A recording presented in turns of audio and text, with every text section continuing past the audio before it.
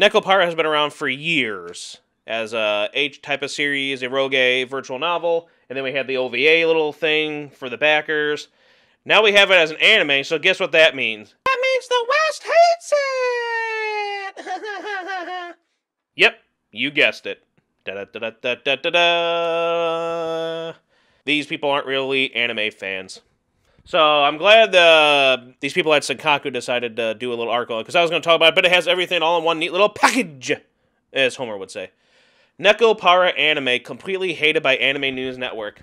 Imagine my shock. I am shocked. Well, not really shocked, but look how cute they are. I mean, suddenly, now that it's become an anime, you guessed it, the West hates it for the obvious reasons. It's uncomfortable. It's sexual. Basically, anything that involves sexy anime girls, sex appeal in any way, shape, or form, is hated on by the West. And we all know why. 'Cause they hate themselves! You got it. Self-proclaimed anime website, Anime News Network, has once again regarded shows that are completely innocent and cute as political. Of course. But ANN, I mean, they really hated a lot of stuff. I mean, I'm pretty sure they're going to talk about it.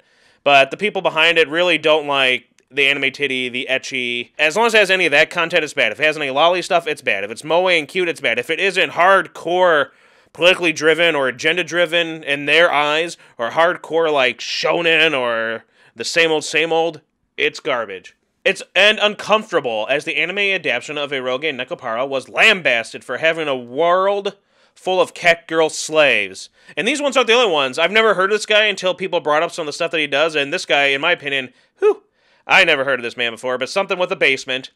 So he was whining about, with a lot of other people being uncomfortable, that the cats' ages are as young as 3, but then remember, cat years. Also, they're drawings. Also, they're fictional. And yet, hypocrisy.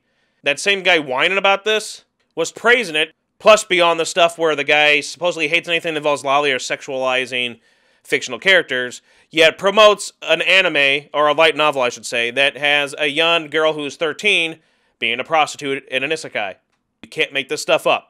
While such unintelligible criticism is expected of the slanderous and politically malign cesspool, the site's so-called reviewers label the precious series a number of things, from simply prawn and weird to calling catgirls literal slaves. And how long have catgirls been a thing in anime? Now it's a problem? Oh yeah, because these people aren't anime fans. They just, hate anything that actually is anime.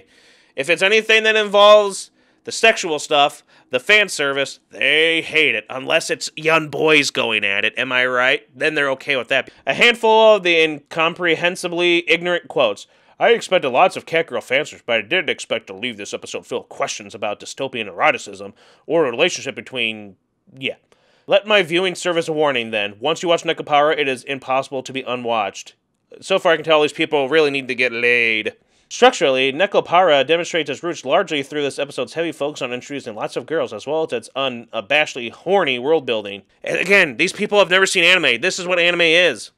And this is the genre, especially of what this anime is catered to.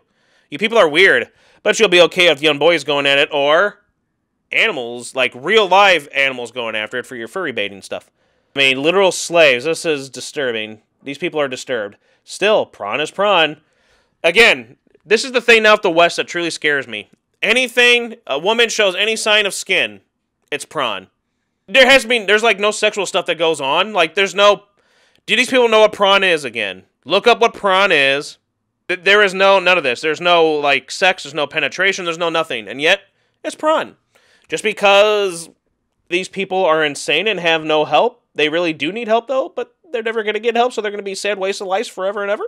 Dystopian horniness, I mean, jeez. Yeah, there's nothing fetishly at all about this series. Basically, Nekopara is trying to take the whole catgirl thing, and so of course most of them are saving as waitresses. It's like, have these people, again, these people obviously have never seen Nekopara before this one episode. And it's one episode! There are people going, well, I'm done with this series. This is cute, wholesome stuff. You people need help. Of course they're waitresses. It's like, have you never seen anything of this besides episode 1? And imagine not watching an anime or anything after just one episode. Usually people go with the 3-episode rule, but you really can't just deal with the 3-episode rule. I mean, you really aren't going to know for a lot of stuff until maybe halfway through or towards the full thing. But people,